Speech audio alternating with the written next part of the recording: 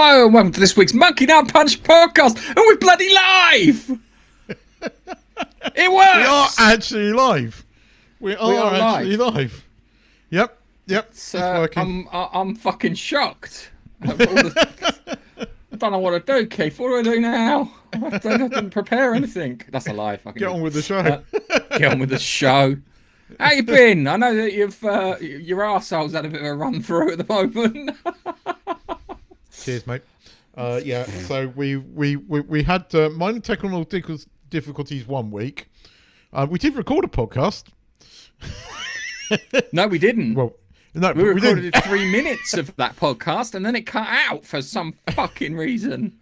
So I had to go back and recorded what we did with Angel. I would just like to point out I've now got brain cancer because you made me watch fucking Starfleet Academy. I hate that. I fucking hate that so much. Don't do it, for God's sake. You don't need to watch anymore. Really? You don't need to watch. Well, you had the DS9 episode, but we'll talk about that because it was kind of lame. We're done with that. It's shit. And we've got lots of decent TV coming up. I've been watching Hijack. I've been watching loads of crap. I just can't remember everything. But I've been watching stuff. I'm sure I'll remember as we go through. Yeah.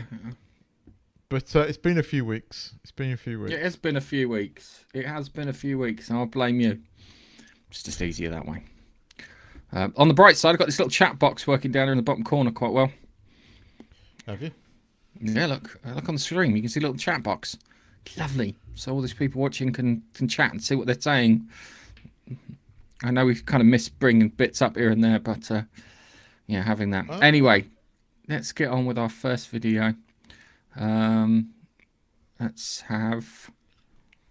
oh, no, hang on. Let's have this one. Keith. Let's go on the stories, man. Let's go on the stories. I need about 350. 350. Goddamn Loch Ness monster. Rumour mills are churning around Godzilla x Kong Supernova. The next MonsterVerse blockbuster is slated for March 2027, and its recent screen testing leaks suggest the story is shifting emphatically from the franchise's bromance to a full-on cosmic menace. Word from the insiders hint that Space Godzilla, yes, crystalline cosmic clone from 1994's Toho classic, might be the film's primary antagonist, backed by an even bigger lore-bending threat teased at the end. Reports indicate that Godzilla will have a narrative heft, though Kong isn't just along for the ride. He's also got an arc, substantial screen time, and possibly even an upgrade in the form of an exosuit. What the fuck? Whether this reshapes the MonsterVerse's power dynamics at play or dynamics or plays to fan services remain to be seen. But the sparks have debated across the kaiju community about where Legendary is steering the series. So it's going to be Space Monkey. Smash. No, Space Lizard. Space Lizard. But if they're going to put him in a spacesuit and send... They're going to put the monkey in a spacesuit. No, send the monkey again. They're going to put the monkey on the moon, aren't they? And it's a big motherfucking monkey. It's going to be a big monkey in a spacesuit fighting on the moon. That's going to be at least 4 SpaceX starships to get him up in the up into space. Do you reckon that they're going to lead into this film from season 2 of what do you call it? Monarch. No, not at all. Apple. Not at all. Not even fucking remotely.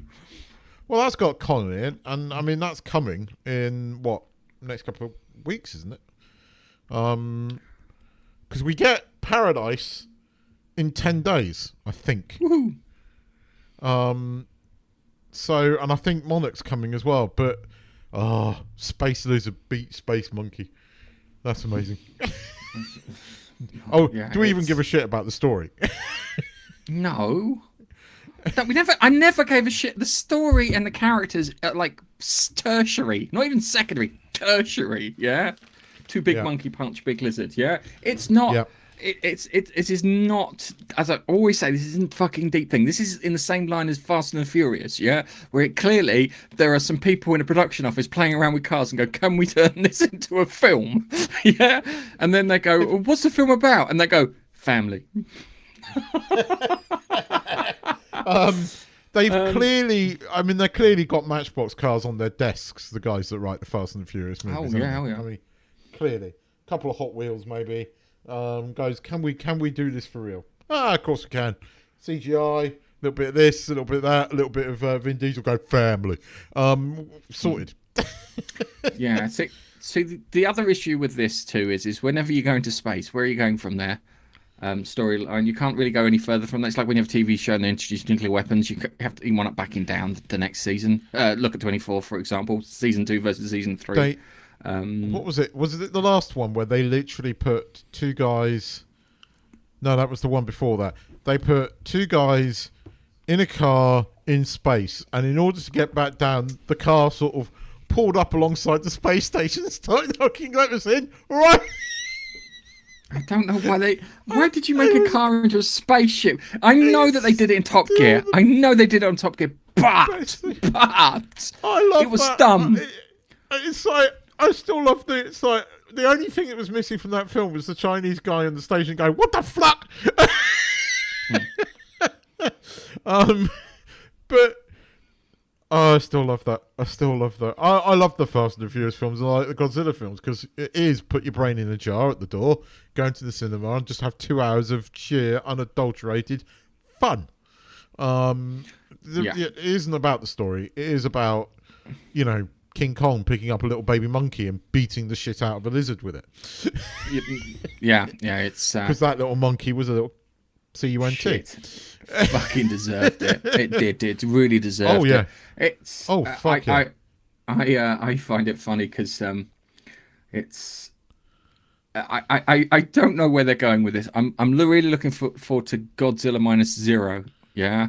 Yes. Which is the next one from Toho, and I am looking forward to that because if they pour as much effort and heart and soul into that, it's going to be a really good film. This, on the other hand, it's going to be me going in there, go, look, the monkey punched the lizard, like that for an hour, which I love. I'm not. I do like crap things, yeah? It's like people eat McDonald's, for fuck's sake, yeah? McDonald's isn't healthy, all right? But, you do it. And this is my kind of guilty pleasure when it comes to these things. I'm actually looking forward to Monkey Punch Space Lizard and Lizard Punch Space Lizard too. And the monkey's getting a fucking spacesuit. I call it now. That monkey is getting a spacesuit. They'll either make it so that you can breathe on the moon or in space, or he gets a spacesuit. And my money's on the spacesuit. But so I want it to just be a giant glass, fishbowl over his head. A fishbowl. I know how Godzilla's getting to the moon. Yeah, they'll dose Kong, put him in his spacesuit, and then they'll raise him up into space. Yeah, but Godzilla will just point down at the ground, do his atomic breath, and it'll just launch him up into space like that. That's what's going to happen. Money on it. It's easy. That's easy money. I'm going to go to the betting place after and see if I can actually do that. I mean, the first Godzilla movie tried to be a bit serious, didn't it? And it's funny how it's gone from that to doing Mechazilla, and now we're doing Spacezilla. It's funny how they went from that, because that first one, the first half of that first Godzilla film was really good with Bryan Cranston. Then it gets shit. And then the second one was like, it was all right, but the third one was like, okay, you're not trying to be serious anymore. When it let go of trying to be anything else than what it was, which was basically Monkey Punch Lizard, they actually were more watchable, I think. Yeah. When they sort of decided that, we'll put a kind of story in here, but let's just do Mechazilla. We'll find a way to do it. We're still a few things from Pacific Rim, but fuck it, we're doing Mechazilla. As soon as they kind of said fuck it, I think those movies got interesting. They got fun. We want fun. That's what we want from our thingy. Right? Come on, Keith. Is there any kind of like politics in there of any sorts for like identity and all that. No. Monkey punch lizard. That's it. That's all you need. And it's brilliant for that. And I love it for that. And that's what I want. Proper full blown escapism when I go to the cinema. And I'm glad we've got it. Anyway, let's move on to our next story. Which one shall I have? I will have this one. Say, hold up, wait a minute, something ain't right. Rumours and official word has finally shed some light on the long-teased Severance Season 3. But don't expect answers about Cold Harbour's cliffhanger just yet. According to reports, Apple has renewed the series for a third and even fourth season as part of a longer arc, with writing underway and targeted for summer 2026 to start filming. Although this is still aspirational. Thanks, Apple. Major development, Apple is acquiring the full rights to the TV series, centralizing it under Apple Studios, which signals their confidence in the franchise and desire to expand the universe, possibly with prequels or spin-offs down the line. While fans are desperate for answers about Mark, Helly, and Gemma, creative team is shaping the scripts and release timing is yet unconfirmed, likely pushing season 3 well into 2027. Fuck you, streaming. Fuck you very much. All right? I hate this shit with streaming.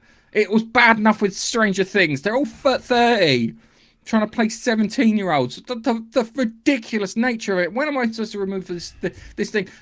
They're all going to be old. I don't get it. I really don't get it. And it's like... I can't believe... I mean, I do believe it, and I don't actually care because, I mean, I thought Severance Season 1 was interesting. Your brothers got you into it, and then you got me into it. And Season 1 was really interesting. Season 2 was a massive pile of crap. I'm just going to put it out there. Season 2 was shit. It didn't know where it's going. It doesn't know where it's going. It has a whole fucking Lost-esque feeling about it. It took 3 fucking years to bring the Severance Season 2, and now they're going to expect you to... Look, you want to watch the show? That's fine. I think it's a pile of crap, and I think it's going to end way worse than Lost. They had an idea, not a show. And Season 2 was very obvious. Don't expect answers. Never expect answers. It's just going to be 10 more episodes of questions. And I really hated the show. But I do not understand, because I'm one of the few people that think this is massively overrated. A lot of people seem to like this. They think it's intelligent. And and therefore they like it. It might be. It might be, Keith. It's not. It might be. Season but 2 I don't know shit. what it is. It Season wasn't 2 was a pile of shit. donkeys. It was just really It fucking had drawn out. It had 1 or 2 decent moments, but for the most part, it was shit. Right? And that was on, what, nearly 10 months ago? It was hugely popular, and they haven't even begun making Season 3? What planet are you on, where the 3-year gaps between them, people still want to watch this? Apparently it's running to Season 4. So in 6 years... No, sorry. 8 years. 6 years. Maybe even 8 longer. years from now. 9 years. We might get our answers. We won't fucking care, I'll be honest with you, when it gets to that point. I don't care. Season 2 was so... Nothing fucking happened other than that we learned that you could have more than one sort of persona, and that, you know, we had what's her face in the goat room again. Weird. It just... Season 1 had a direction. Season 2 had no fucking direction. It was all over the place. It was like they'd got a... Because I mean, there were rumours that Season 2, that there was a lot of problems behind it with the production of Season 2, and the, you know, different writers had different ideas, and you saw that on the screen. There was no direction. There were 3 different fucking things going on, and I genuinely don't think there was one story there. It was a jumbled mess. It wasn't even like you felt... It it felt so messy. You didn't feel like you were going to get the answers to any of the 3 bloody mysteries that were going on. And the whole, like, you know, his wife is the weird psychiatrist woman in the thing at the end of season 1. That was a great fucking twist. What was it, the 9th episode before you got any kind of thing? And even then it was a bit of a letdown. Oh, she's got multiple personalities. Oh, wow. And you know, the only thing that was good that I actually found interesting was the final episode where he falls out with himself, where he's having that argument with himself via video camera, which was clever. But it was the only thing that I think I actually found even marginally interesting in what was actually... There's only so much snowy, depressing, grey landscapes that you can do before the show just goes, what am I watching? Why am I tuning into this? What do I feel at the end of the show? Do I feel a sense of fulfillment, interest in the show? No, I didn't. So for me, it was shit. The one episode stands out to me as being marginally interesting. Tell us how you feel, Keith. Yeah. Didn't really like Severance. I can see some potential in there, but I'm a little worried because it takes them so fucking long to do it, which gives me... you know, we had Lost, yeah, and we always compared a bad ending to Lost, yeah. Now we can compare a mismanaged streaming service to Stranger Things. They'll be their peaks and troughs, but it'll fucking go out on a wet fart, and no one will go, why? And then you watch the making of it, and it's like kind of, maybe they're all demogorgoned out, and it's like kind of, they've got demo fatigue, and it was like, how? I mean, Stranger Things is an example of how to really, really fuck up the landing. I mean, you know the guy, Matthew Modine, I think is his name? Yeah. The guy that played Papa, right? They asked him, did you like the final? And one word answer, no. I mean, he's totally sort of... It's objectively bad. I mean, you bring somebody like Linda Hamilton into it, and then at the end, where did she go? Oh, don't even get me started on Stranger Things. Although we are, because I know what one of the stories is. yeah, we are. But we'll get there when we get there. But yeah, this hang on a second. Severance is a pure example of why streaming needs to buck its ideas up. And, you know, if a show is popular, or you have faith in a show, I mean, they had bloody faith in Cerberus, and they still haven't fucking started filming. They hadn't even written the second series of Cerberus. And there's another bloody show that should that I think is going to end up like Severance. Although at the moment I didn't think much of season 1, so it can only go uphill for me. Anyway, yes. This. My name is Jeff.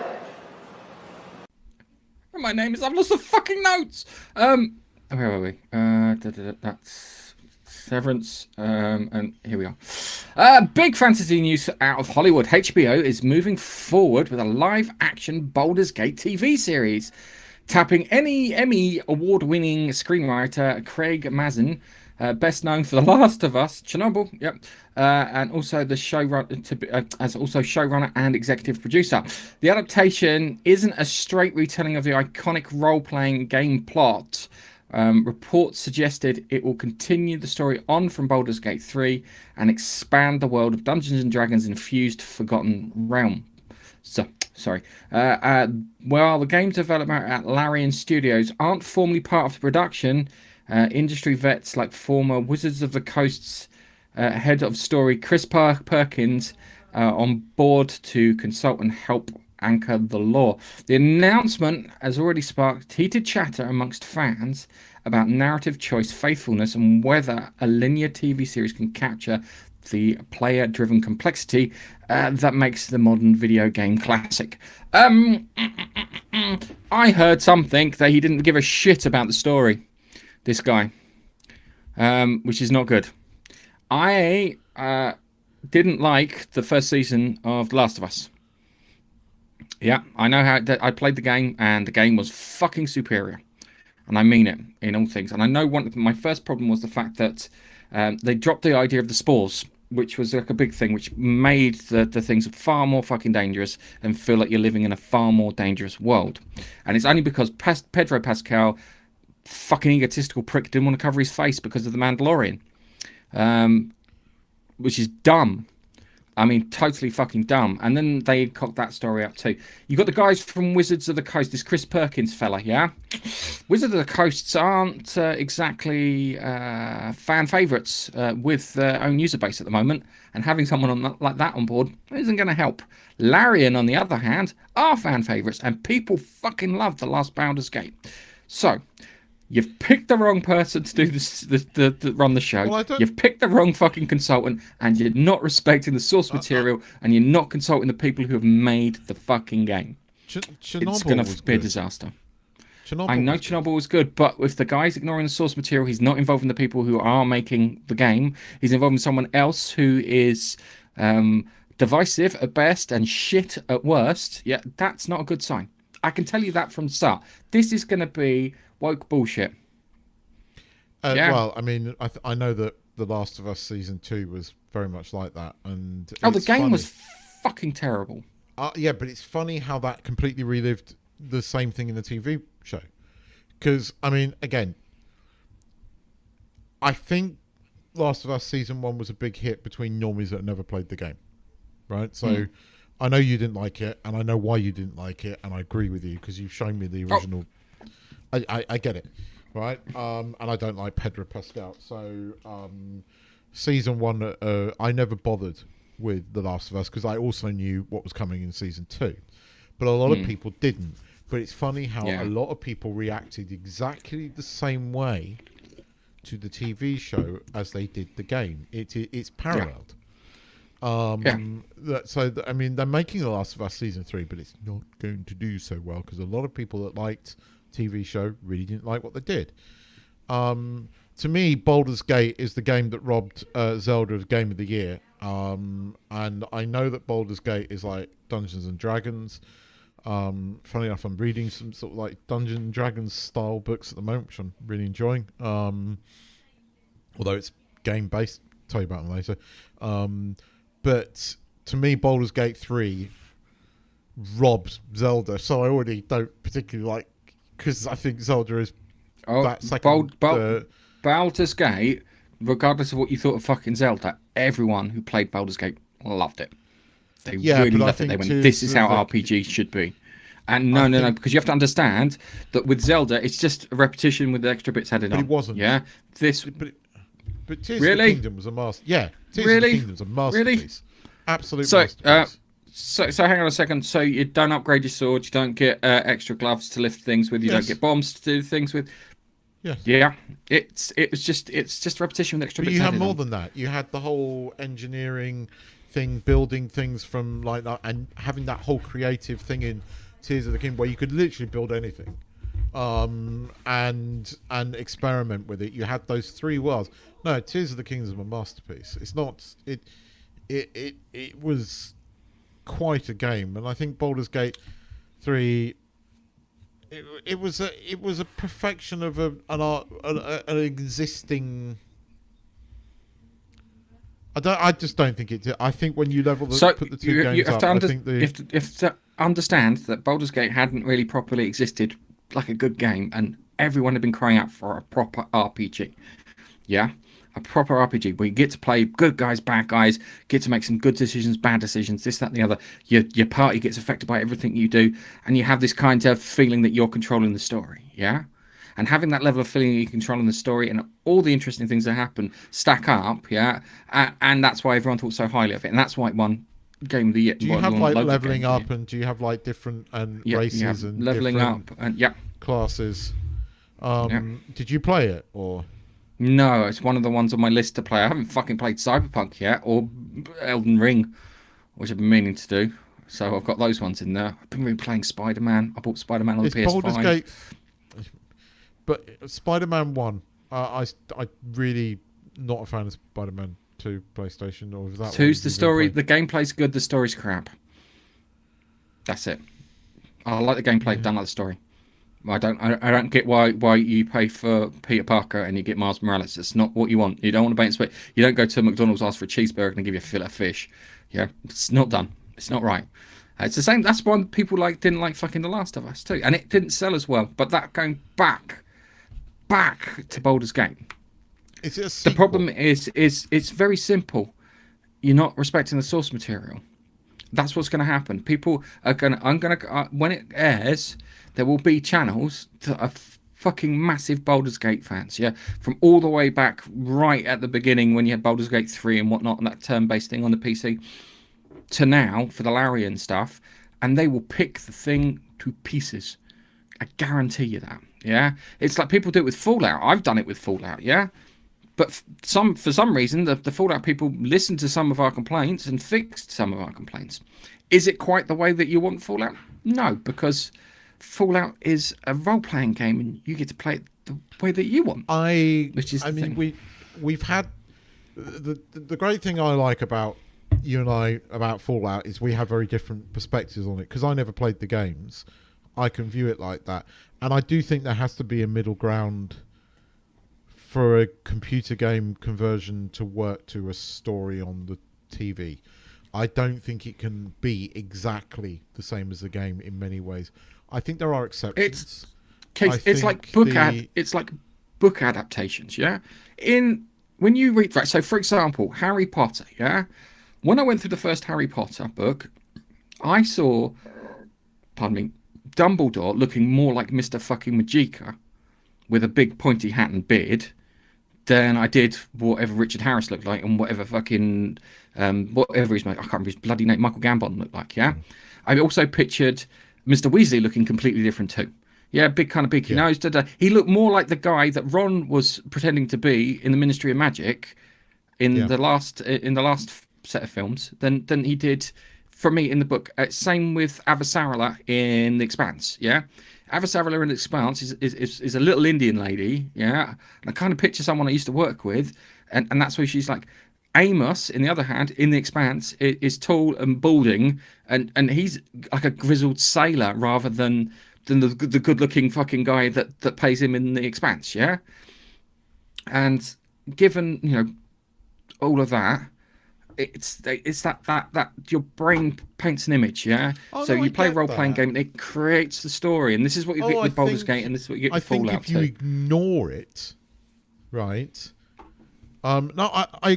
What I'm saying is I think Fallout is quite a good balance, because it seems that there are lots of things that you do like about it, and I think you enjoyed the final episode because you were messaging me about it, and it was like I'd seen it. We are going to talk about that. But I think Fallout actually is a pretty good balance of. I think when you take a computer game, you have to not. No, we both agree, never ignore the source material. I think there are things that inevitably that don't translate from a computer game into TV.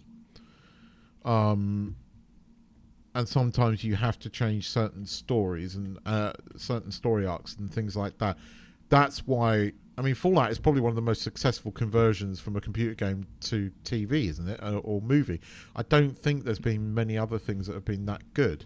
The only other thing that I can think of to mind that's been successful was the first proper Mario Brothers cartoon movie, which actually was pretty good. And the Sonic movie. One was quite. Yeah, the Sonic movies. There you go. Yeah, the Sonic movies. But again, the Sonic movies don't really take anything from the game except like moments of gameplay that you like. Oh no, they got the Dexter, who's really into the Sonic games. That in the Sonic films they take the beats. Yeah, yes. They don't take the story; they take the beats from it. So all the important bits happen. I think they do that in Fallout. From what you say, I think they do. They've kind of avoided taking some of the beats, so that you don't know who won the Battle of Hoover Dam.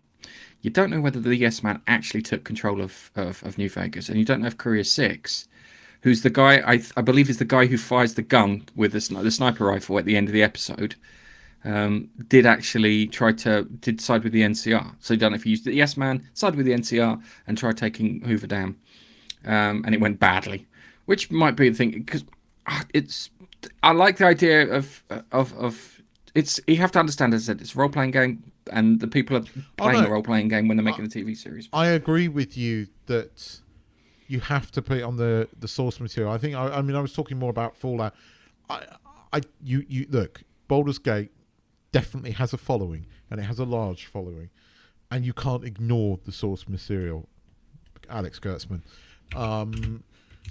you have to honor it. You absolutely, if you're going to do a conversion. But anyway, it's going to fail.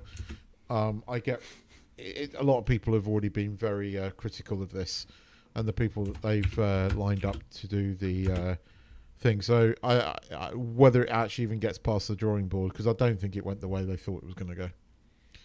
I mean, they want a fantasy series, don't they? They want a Game of Thrones. They want a Game of Thrones. Yeah, they really want to get. They really want their Game of Thrones, because everyone wants a Game of Thrones of sorts, and I do find it quite mad. Where The Witcher. Oh my god, that was such a fucking good candidate for that. That was such a good candidate for that, and they blew it. And Henry Cavill was like, kind of, we can make this bigger than Game. Then they blew it. Harry Potter TV show, if they do it right, can be bigger than Game of Thrones easily. Really easily. TV show in the world, but we already know that it'll be the biggest TV show in the world of all time. Yeah, it will be that. It'll have probably 800 million viewers worldwide. That's a lot of fucking viewers. It certainly has the capability to do that. When we get into the review section, I want to talk about Night of the Seven Kingdoms, but we'll get to that.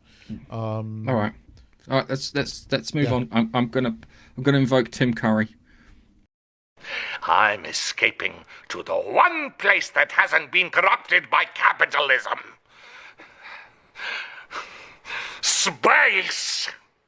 I just love that. I love that, delivery. and I still love that game. Red Alert. The way he says space is just it's brilliant. chef's kiss, brilliant. Sony Pictures and PlayStation Productions had just locked in the theatrical release date of November 10th, 2027 for the live-action Helldivers movie adaptation, starring Jason Momoa in the lead role by Fast and Furious director Justin Lin. The film draws its root from the cult co-op shooter franchise, massively boosted by Helldivers 2 breakout success, where elite troopers battle alien threats to defend Super-Earth, blending high octane with satirical commentary on propaganda militarism. Whilst the plot specifics and Jason Momoa's character's name haven't been publicised yet, the project's pedigree, Sony's recent string of video game adaptations and Momoa's rising status in genre films has set high expectations. With a release of still 18 plus months and the production details scarce, the buzz centered around whether this will transcend the type of video game to movie pitfalls anyway, bollocks. We don't know if it's going to be any good. I love Helldivers. It's a great game. I thought there was books called Helldivers, because I think there's an Audible series called Helldivers. No, Helljumpers maybe, but not Helldivers. Helldivers is, if it is, it's nothing to do with the game. What's the game about? The game is you play what should be a disposable soldier that is dropped onto a planet behind enemy lines, where you have to wreck shit as much as possible for Super Earth and for liberty. Have you never seen? I'm gonna have to show you the. Have you never seen? You've never seen the intro to Helldivers? It's getting used for like memes and stuff. You seriously haven't? No. Oh, all right. Hang on a second. Let me educate you. Because the trailer speaks fucking volumes for it. Don't. There's two. Because so they're making what? Is this a film or TV series? Movie. It's a film. With well, I mean, if it's Fast and the Furious guy, it's not going to be particularly serious, is it? No, it's not. Keith, it's not serious. Yeah, it's. I'll be honest with you. The Helldivers kind of community is one of the nicer communities out there, because you fuck up, and then like, it's fine, fair enough. Yeah, they're really, really quite nice. I got kicked off of a I can't. That's probably not unless it's come out recently. So there is a Helldivers series by Nicholas Sansbury Smith. Okay. Go on. Let me show you this trailer, and you can get a feel for it. This will give you a feel for what it should be.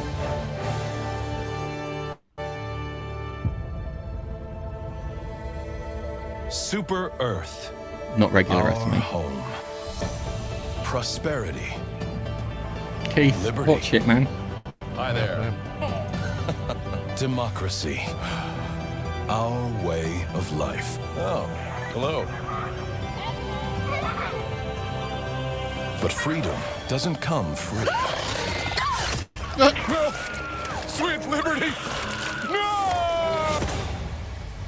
That kind of gives me the... What's his face? Look familiar? Scenes like these are happening all over the galaxy right now. You could be next. That is, unless you make the most important decision of your life. Prove to yourself that you have the strength and the courage to be free. Join the Helldivers. Become part of an elite peacekeeping force. This has got what's his face vibes. See exotic new life forms. And spread managed democracy throughout the galaxy. Become a hero. Become a legend. Become a Helldiver. Right, nothing to do with the book. What was it? It's got Starship Troopers vibes. Now, my first problem is there's a character there's like an in-game character called General Brash or John Helldiver. Yeah, if you play, I think it's the developers. They turn up with this account called John Helldiver, and they join in and they fight General Brash. And I think I've been on 2 missions with the developers, which is great. Yeah, I played like hundreds of them and managed to get there twice. Usually on the highest fucking difficulty, which is the annoying part. And it should be not Jason Momoa. It needs to be Casper Van Dien from Starship Troopers. Because even Casper Van Dien watched this and went, that's fucking brilliant. I love that. I want to be part of that. Which would make more sense to him being Johnny Rico. Now, it's really fucking tongue-in-cheek in what it does, yeah? There's the trailers and stuff for it. It's always got this dude bro feeling, yeah, with it, which is great. The game is fantastic. You fight fucking swarms, Is it and I PC mean game? hundreds of PS5. Okay. PS5, Xbox, and PC. Yeah, it came out. It was originally a PS5 exclusive, and then everyone was like, "We need the Xbox people to come and help us because we need the numbers." It started off, they were expecting 50,000 players to play it. 250,000 people turn up, and they were like, we can't handle the fucking capacity. I waited because I wanted to play it. And there's like you've got this weird like internal law that happens with it. There's a place called Malevelon Creek, yeah, where we first come across the automatons flying units, yeah, and it's described as our space Vietnam. Yeah, it's like I was at the creek. I was at the fucking creek. Yeah, it really was. You don't know, man. You weren't fucking there. Ona Usha, which is another one, which is supposed to be Clandethu. That was another terrible one to go to. But it's just kind of it's fun. It really is. It's a fun game. I've enjoyed the hell out of it. Yeah, Online game. Online game, yeah. It's what they refer to as games as a service sort of thing. But they actually do games as a service, yeah. So the game is evolving. Yeah, there's a war map and it changes, and there's a guy called Joel who runs it. And apparently, when they were first running it, they set up like what they call major orders. So you're supposed to go off to this part of the map and conquer this planet, or cut off a supply line, or you go over to this other bit and you can call in like extra support and this, that, and the other. And the guy had to be woken up at 6 a.m. because they'd almost completed the major order, and something was going to go wrong if he didn't then step in. Yeah, so he then stepped in because there's like you players a thingy, and then they've got like a control console where they tell everything that's going to happen. And I've had so much fun with it. Hang on a second. So I'm going to show you this. I think I might. Comment on. Get on. No, you're not.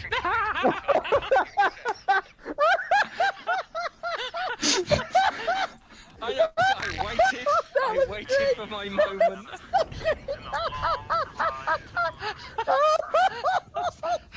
That is a class A dick move, and I'm sorry, but I had to do it because you shot me so many Oh my times. god, that was so great. Gareth, That was so great. you're going to regret that. I think you are. And it's a really good game, and the community's really nice. I got kicked off of a team, and they were so polite about it. It was like, "Oh, sorry, man. Do you mind leaving? A friend's that's just about to join." I'm like, "No, it's fine. It's all right. You've told me, and I'm fine with that." And it was quite good. But yeah, it's very tongue in cheek. It should be funny. It needs to have comedic elements to it. You get killed by your team more than you do the fucking bad guys. Yeah, you call in airstrikes and fucking orbital bombardments and set off nukes and this, that, and the other. And because of that, you do get killed by your team more than others. And unless you're like me and decide maybe you should kill your team member because it's funny. It sounds like a candidate for Let's Play Badly. Oh, dude, if you wanna do Let's Play Badly on it, you're more than welcome to. I've got Carl on board, and Paul definitely will probably join us if I can do it, and maybe Echo at push, because we're trying to get people on that. But yeah, it's we can definitely do Let's Play Badly with that. You're not gonna like me though, because I've got all the fucking gear, and I mean I've got all the gear now. I've got I've got mechs, I've got tanks, I've got cars, I've got the big guns, I've got fucking laser pistols, sharp sticks, a flag to punch to hit people in the face with. It's awesome. But yeah, it's a really good game, and I really enjoy it. And I hope the film needs to be more satirical, more humorous than Starship Troopers, but have that feeling, if that makes any sense. Yeah, and they've got to remember there's three types of enemy. You've got the bugs, which everyone's familiar with. You've got the automatons, which are the Terminator style robots, and then you've got the squids, which are that. And they need to make sure they kind of cover at least two of those quite well. So yeah, I still think Casper Van Dien much better than than Jason Momoa as a choice, because he was in it and he's watched the trailer and he's gone, this looks quite familiar. Not biased at all, are you, Gareth? No, I'm not biased at all. It's not that I've played this game and I've got like a 400 hours of gameplay. I was more referring to the fact that you don't want Jason Momoa in this movie. I don't want to be taking my wife to watch Helldivers with Jason Momoa, and yeah, you might be right there. Shall we move on? Yeah, let's move on. Oh no! What happened? Oh no! How terrible! That's just awful! How terrible! Oh no! Netflix is officially filming the stage production of Stranger Things: The First Shadow for streaming, meaning the Upside Down is heading from the West End to your living room. The play, which acts as a prequel set in 1959, Hawkins digs into the original story of Henry Creel. Yes, that Henry Creel. Long before he becomes Vecna. The original was staged in London to strong critical buzz. The production blends live theatre spectacle with Stranger Things lore expansion. Now, Netflix wants to preserve and distribute it globally, which raises some fascinating questions. Is this just fan service, or is this a strategic move to extend the franchise beyond season 5? And more importantly, can the theatre magic survive the translation to screen? So, first question: are they filming the theatre play, or are they doing an actual TV series? And if so, just filming the TV, because if it's that's fine. That's fine. That means we'll be able to see it in a reasonable time. Yeah, yes. But you made a comment, right? And again, who the fuck? Why didn't they film this the day, like the premiere of it or something, and put it on Netflix like a year ago when it showed, so that everybody could have got excited about that, watched that, and gone, oh, this is really interesting, and gone into the last season with a little bit more knowledge, because then the cave would have made sense and all the other shit that they had in there would have made sense because you'd already seen this fucking show. This is an afterthought by some fucking Hollywood producer because everybody's pissed off with the ending. Yeah. I'll be honest with you. What?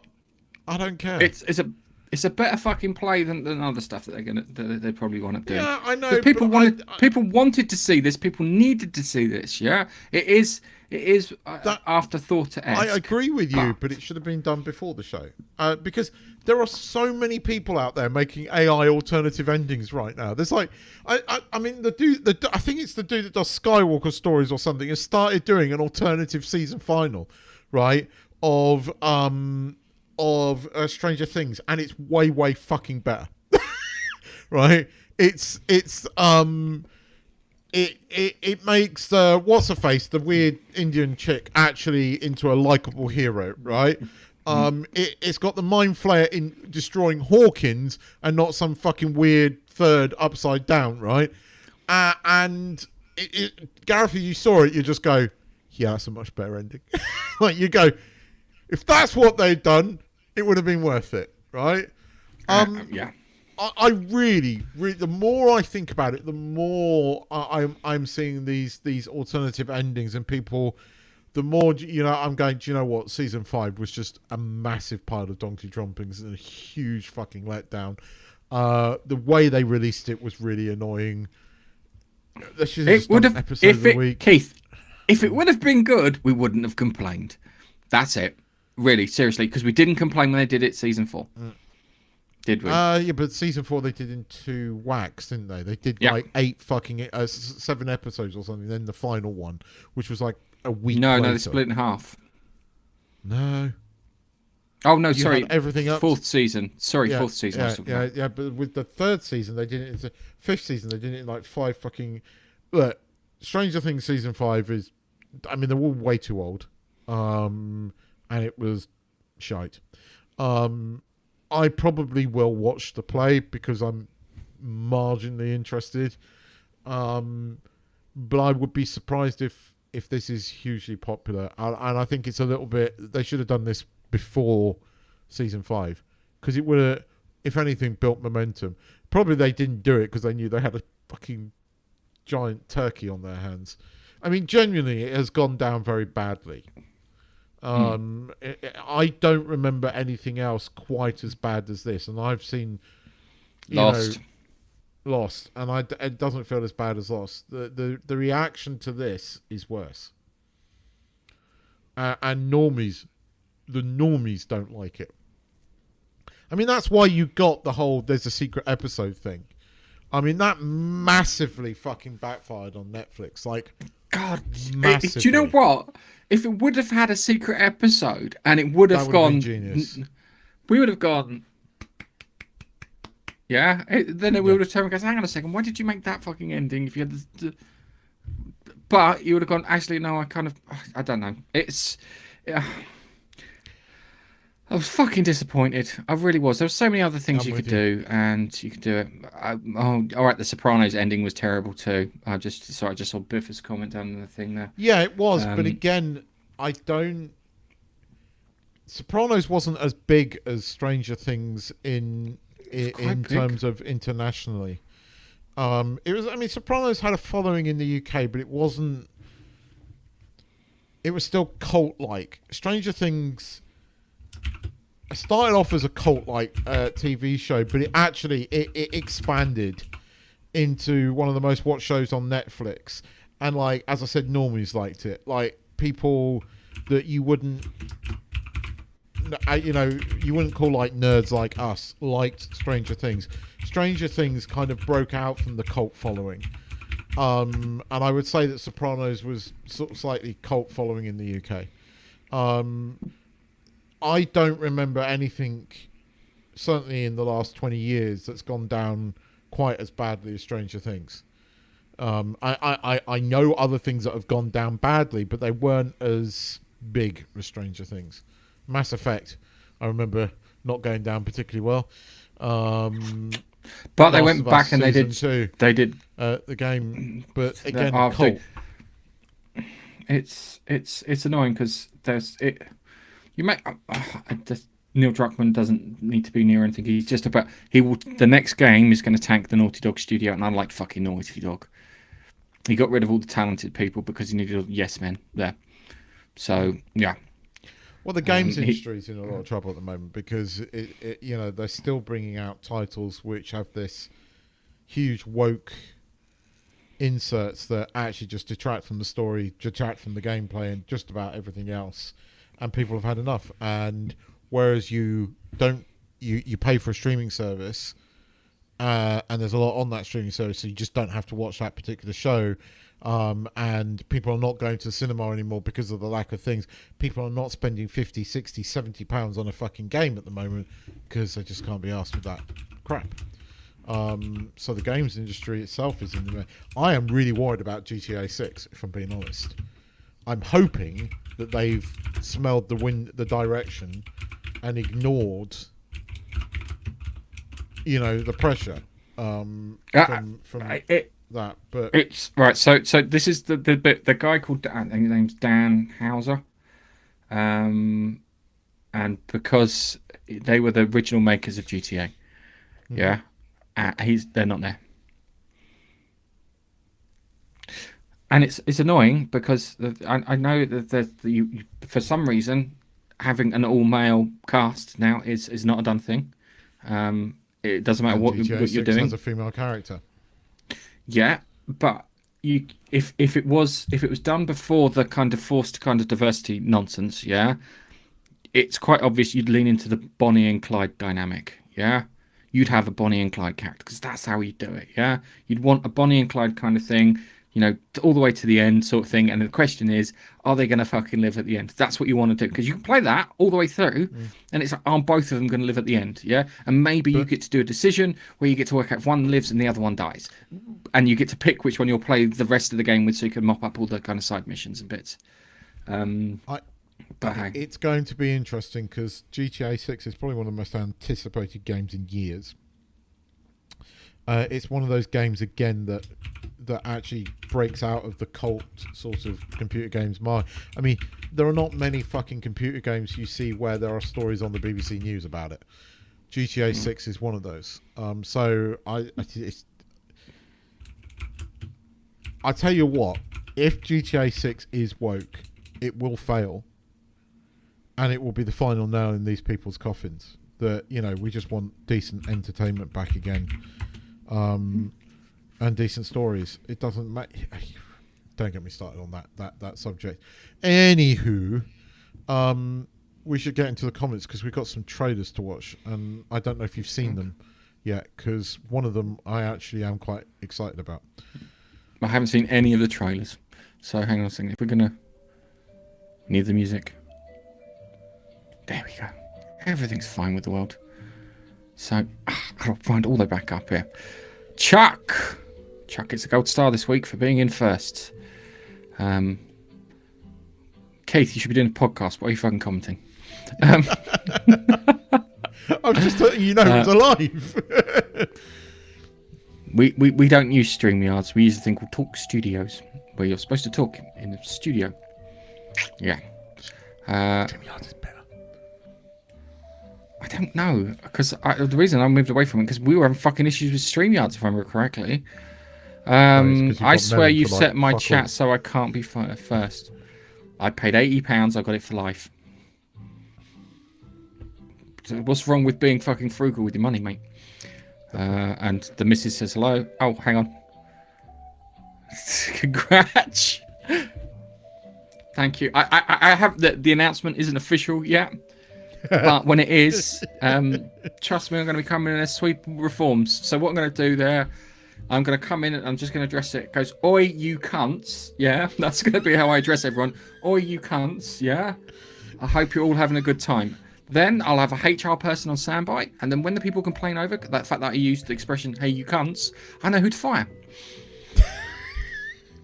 Simple. It's true. Insider advantage, yeah. It's someone's going to buy Disney. I don't know who's going to buy Disney. I've got a feeling Apple's going to buy Disney. I don't know why. And I don't know why they do it. They might, but I think. Well, it's going to be an interesting couple of years. Let's just see. Yeah, it is. the Star Wars movie's got a lot riding on it. The Mandalorian and Grogu movie looks shit, but it'll probably do well because it's Grogu. There was a trailer in the Super Bowl, but a lot of people criticised it, but it wasn't that bad. But Pedro Pascal, he hasn't exactly done a lot to endear the people fans. are finally wising up to him, and you know, It's he's irritating. oversaturated. Constable. Okay. I want my $2 Better Off Dead reference. Fuck, I don't get that reference. I feel like I should have my nerd points deducted for that. Shit. Go Godzilla. Godzuki. Use the inflatable T-Rex. Have you? You know I've dressed up in an inflatable T-Rex costume, don't you? I find those. I've seen people in them, and I can't help but just laugh. I don't know what it is about that particular costume. It just makes me giggle every time I see someone in it, even if they're doing the most mundane things. It is funny. The person that designed that costume is a fucking genius. I really wanted my friend to get a monkey version of it, so we could have done King Kong versus Godzilla. I would have paid for it too. But it's one of those things. You know that I've got one of those costumes, don't you, Keith? No, I didn't. But I'm did sure you not there's know I've got something we that? can do. I'm sure. I've worn it to work. Brilliant. I got in it. I ran around the office, and people were like, "What the fuck's going on there?" Just to. Hey, Steve. Hi, Steve. Hi, Steve. I've got everyone saying hi. Space. I'll do that. Tim Curry just it's great. Laurie's in the kitchen. I don't think she knows you're on. That's fine. Godzilla in space. Yeah, I know. Reminds me of the 80s. Is that the one where they get that? Is that or Zathura I'm thinking of? Oh, I know what you're. Oh, why does that title ring a bell? I think I know. I think I know. I think Is I that know. the one where the kid? Is that the one where the kid gets lost, like fucking Will in Strange Things? Oh, it rings a bell. Or no, three boys made a spaceship. Oh God, why? Yes, I think I've seen it. I think it rings a bell. It rings a bell. It does. It was an 80s movie. It was an 80s movie. Yeah, it does ring a bell. It does ring a bell. you're now struggling. Starfleet Leering Academy. Oh fuck me, Keith. We're going to talk about it. Keith. Yes, I you know. owe me £360 in therapy bills for making me watch this shite. Yeah, I gave it a pass when I first watched it. The reason I gave it a pass was because I didn't think I'd do it. Yeah. Oh, that's. Hi, Laurie. No, hang on a second. That one. Hi, Laurie. There we go. Hi, Laurie. Yes, Ooh, I like a surf and turf now and again. I'd just like to point out, Chuck, do yourself a favour, mate. Look up the 14th of March. What day that is? Day after my anniversary. Go look up the you do want to know what day that is? Consider it's the Well, 14th technically, I of got that February. yesterday. Anyway, moving on. Right, so yeah. See, that's the comment that made me think of that. It's an Apple TV show, Chuck. That's probably why you haven't heard of it. Because it's got Don't like worry, limited. Chuck, don't bother. Yeah. Chernobyl was really good. Yes, I agree with you. Yeah, it was really good. You should start a swear jar. We can't afford a swear jar. I'd be scared.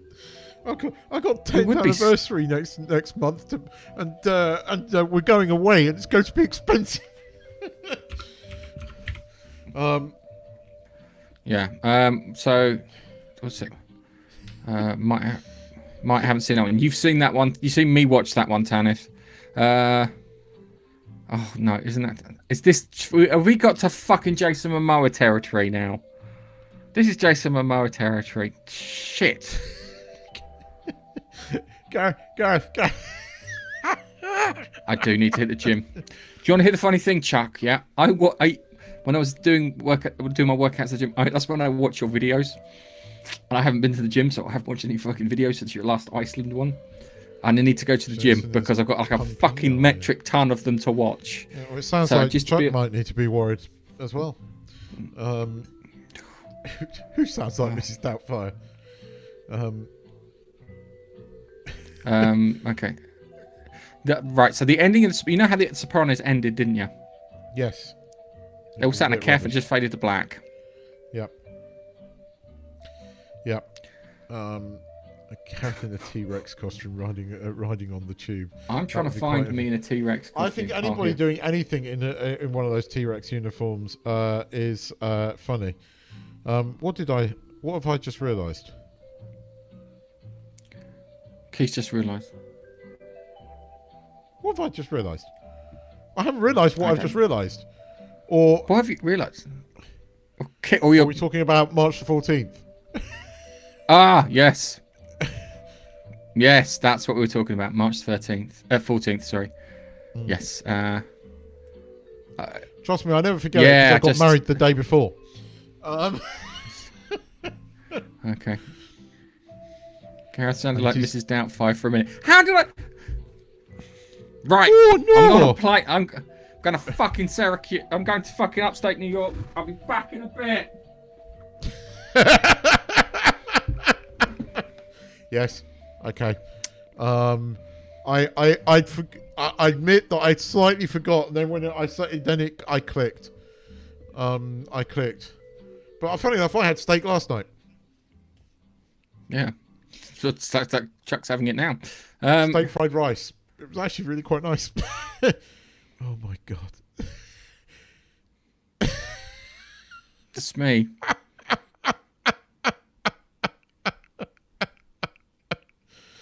Oh, that's the old office.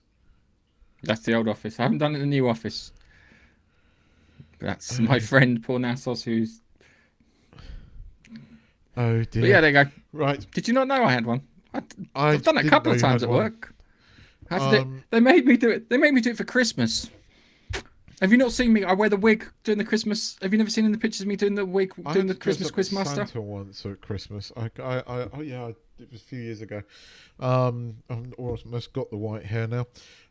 Right, let's jump into this. Let's see your reaction to this. By the way, this is the black and white version. There is a color version. You can watch it in black and white or color. I went with black and white because it's called Noir. Okay. Right, it's by the people that did Into the Spider-Verse cartoon, and obviously Nick Cage voices Spider-Noir in that. I think it looks quite interesting. I actually think it might be quite good. It's definitely got that sort of comic book look. It's got the noir look. I think it might be quite good, and I think the fact that it's got Nick Cage in it means it's gonna have the overacting, which will be probably quite good. See, my first thing is I know fuck all about Spider-Man Noir outside the video games. Yeah, I know more about Spider-Man. Is it Spider-Man 2099 with Miguel O'Hara? I know more about that than I do about Spider-Man Noir. It's not a bad thing because it means I get to go in there with fresh eyes. At the same time, too, Nick Cage is a good watch. It looks like he's going to be a good fit for the character. If the character's supposed to be a washed-up drunk detective, which I always got the impression that the character was. Yeah, it's a live-action version of the character that you see in Into the Spider-Verse.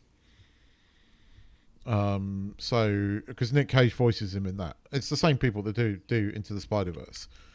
The fact that it's the same people, the fact that it's Nick Cage, I am cautiously optimistic about this. I like the fact that you can watch it in color or black and white. I love the look. I like the fact they had some swinging in there. I'm a Spider-Man fan.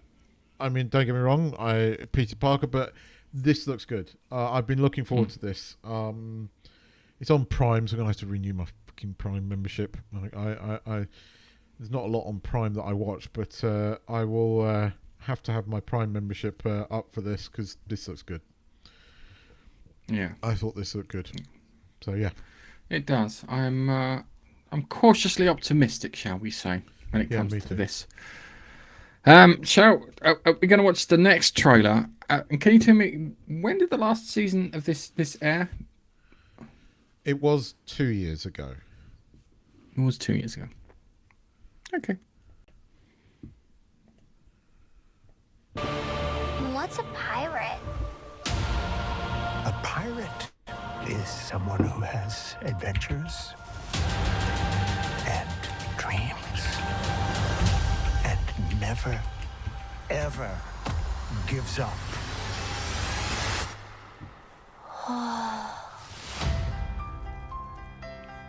My friends. We put together an amazing crew, made it to the Grand Line, and now we're one step closer to our dreams. So let's celebrate!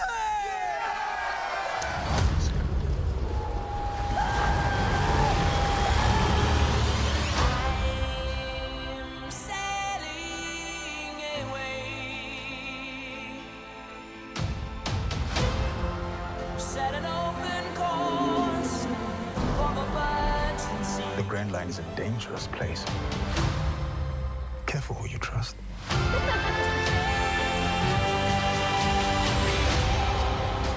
So you're a captain of the Strawhead Pirates? Monkey D.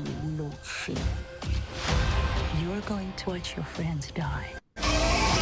You will never find the One Piece or be king of the pirates. Bing, bang, boom. These Baroque work guys are different. They're crazy powerful. Little help here! Bye-bye, baby. But there's nothing we can't take on. Together! Beat down time, baby.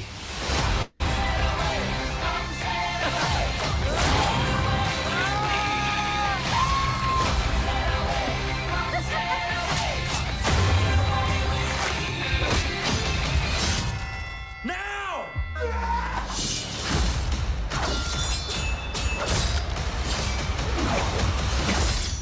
Good sword. Sometimes you end up somewhere you never thought you would. And you meet people who stay. That's what the journey's all about.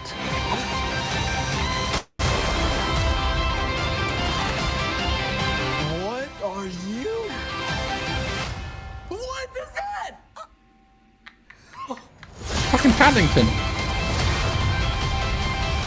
This is the most fun I've ever had. Awesome!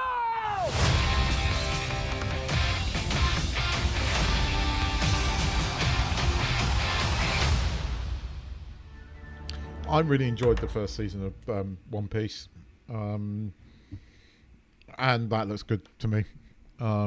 Yeah, I didn't watch it, but I watched some interviews with the guy who plays the main character, and he was a really good brand ambassador, I think is the best way of describing him. He was quite positive, this, that, and the other. He went and spoke with the creator in regards to what it should be like, so he definitely respected the source material. It's quite faithful. It is quite faithful. I know a lot of One Piece fans that truly like the TV series. Both them and I loved it. Together we really enjoyed it, and I'm really looking forward to the second season of it. It's only been about just over the 2 years. It's not as large a gap as some other shows. Almost 3, Keith. Is it really almost 3? Really, it was 2023. I thought it was I can't remember which 2024. part. 2023. I checked while we were talking. Yes. One Piece. Because the last Avatar, where the kid looks so much older, which is ridiculous. It was August 31st, 2023. Fuck is that? Fuck. They are terrible. Okay. They are absolutely fucking terrible with this. They get something that people like you, and you're very enthusiastic for it, but they are terrible, and this shit needs to be fucking remedied quick. And I'm hoping when they buy Warner Brothers, that the TV people from Warner Brothers will help them speed this shit up so it actually gets stuff out. Think about it, and I think I was talking to Angel about this. You got like 22, 26 episodes per season per year. Yeah, per year.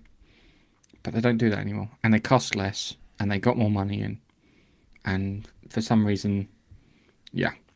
And this is it. I need to watch the first season. I don't think I could get into it. I think I saw someone go with a big fish head and it took me out. He had like some fucking like shark dude or something. Had so much prosthetics on him, and I know it's supposed to be funny and quirky and cartoony. Don't forget, but it kind of took me out. A readaptation of a manga thing. The world that they create is quite. It was good. The clown character's brilliant. Keith, I love pirates.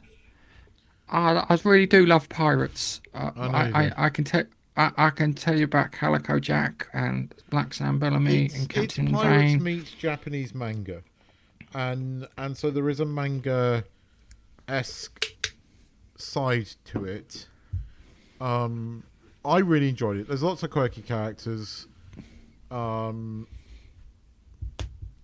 The music's great. It's good. It's great. It's fun. It is escapism and it's fun. And there is only a small amount of wokeism in the fact that there's a trans character. Not that it's a trans character in the series. The actor is trans, but not. They don't treat it as a trans. It's not mentioned in the thing. And I can get past that as well. The episode with the clown is genuinely freaky. And he plays it. The actor that they got to play the character is great. It's fun, Gareth. It's fun. That's what I liked about it. It's just enjoyable. I like my pirates. My proper pirates. I think you'll like this. Proper but pirates. But it isn't Pirates of the Caribbean. It's manga pirates. But not even Pirates of the Caribbean. I just like pirates. Proper pirates. With piratey names. Yeah. Privateers, buccaneers, corsairs, etc. Make you laugh. All right. Make me laugh, make me cry, make me hurl. I can't remember what the last one was. Aha.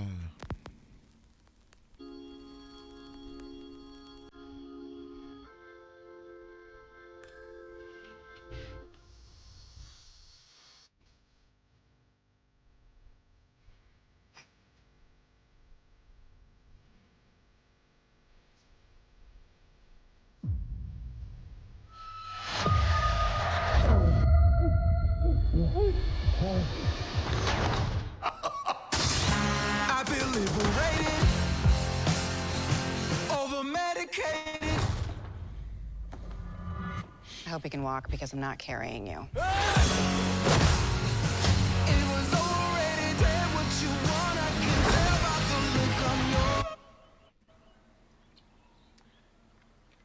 Saw or shovel?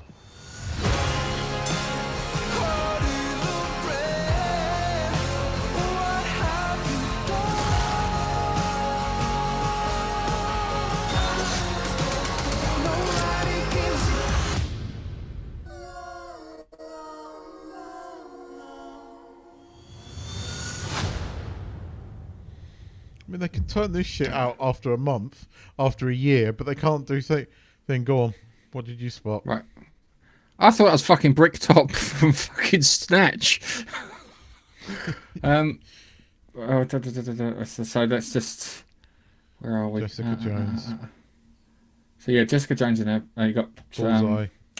So, Kingpin is a trained sumo wrestler. Why is he boxing? I know. Little things. We got... What's his mission there? Oh, where is he? Bullseye's in there. Bullseye's back. Jessica Jones is in there. That's quite Foggy's good. in there. Good job. But CGI Foggy's to in make there. it look Karen's in there. So you got bits in there that's gonna be. It can't be as bad as that last fucking season. No, and again, this is the season that we should judge it on, because the last season was a remake jumbled up mess. This is the season. If it's going to be good, this is the season that will be. If this season is shit, then they're done for. And I honestly don't know which way it's going to go. I mean, I know you liked the Netflix Daredevil. I don't know which way this is going to go. But there are no excuses for this one. There are excuses for season 1. There are no excuses for this. So, you know, it's either going to be really shit or it might be possibly watchable. I mean, I liked Jessica Jones's entrance there, but I was never a huge fan of Jessica Jones. I thought the first season with David Tennant as was brilliant. I didn't like the further seasons of it. The thing that made season 1 of Daredevil of Jessica Jones so damn good was David Tennant as the bad guy. Don't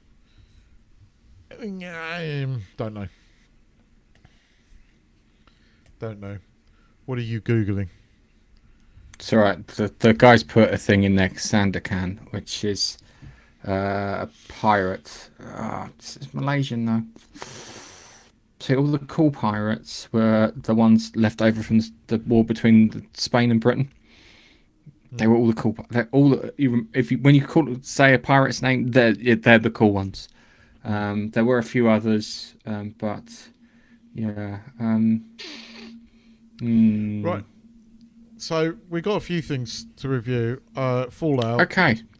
Academy. Let's talk about Fallout. No, let's talk about Fallout. We've got to talk about Academy. Do not avoid it. We've got to talk about no. Do we talk about the positive things last and just get Academy out the way? No. We'll do what I did last time for the one that we didn't record properly, where I managed to delay you by 50 fucking minutes to try and not talk about it. We have got to talk about the DS9 episode quickly. Let's get it out the way. No.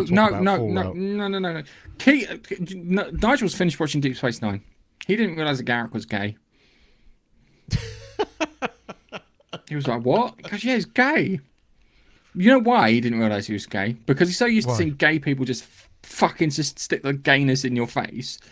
But where Garrick is gay, that's not the important thing about him. The fact that he was a spy and he assassinated people and he did bad things, yeah, and he got shit done for the Obsidian Order was more important than him being gay and having a thing for Julian Bashir, which made him an interesting character.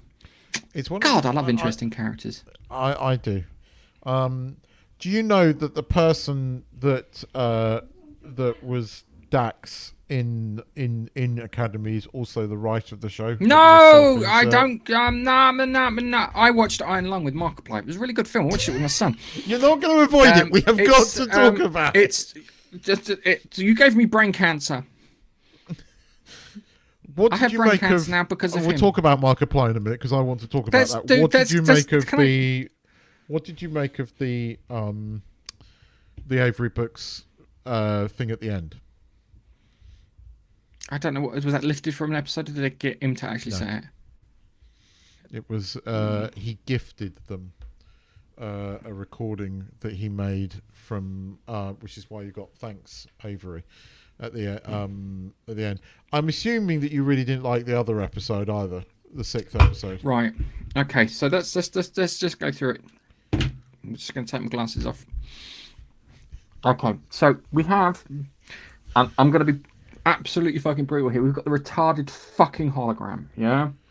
Yep. And they should be playing her up to be more like a data character, naive on a social level, book smart. That's what they need to do with the character, yeah. And it should be a case of that. Can they do that? So one thing they did in the episode, right? And I'm going to talk about the positive thing is. They had they had one conversation, and they made her actually look like she wasn't a fucking idiot. Yeah, so they did that, which I was quite grateful for.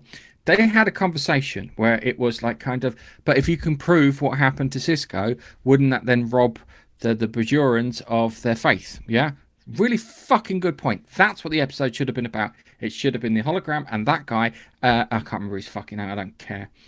The hologram and that thing. And they should have been having those conversations. And she And if they would have done it so she's more like a data character, would have found out what happened.